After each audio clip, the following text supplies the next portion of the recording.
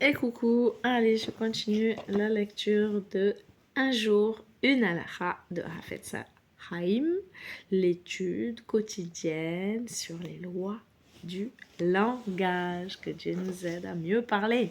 Amen. Donc pour ce 5 Sivan, selon la Torah, les litiges monétaires doivent être tranchés par un Beit Din, un tribunal rabbinique. Il est permis d'avoir recours à la pression sociale pour obliger un homme à se soumettre à un din Torah, procès, devant un Beit Din. Mais on ne peut pas employer une pression qui pourrait l'humilier s'il fait partie de la catégorie de Amitecha, ton prochain, voire le 50e jour. Si un homme croit à tort qu'il peut s'approprier l'argent d'autrui, on doit le réprimander, mais on ne peut le considérer comme un moumar, c'est-à-dire un rebelle intentionnel pour autant. Il est interdit de lui faire honte, mais on peut discuter du problème avec une personne qui pourrait avoir de l'influence sur lui et lui expliquer qu'il est mêlé à une affaire d'argent et qu'il faut le convaincre de comparaître devant le Beit Din.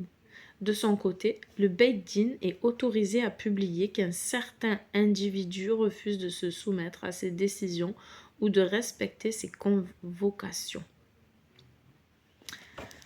La Torah insiste beaucoup sur le devoir qu'a un juif de se soucier des besoins de ses frères. Faire pécher les autres. Nos sages jugent très sévèrement c'est en hébreu, je ne vais pas écorcher cela, qui pêche et fait pécher les autres.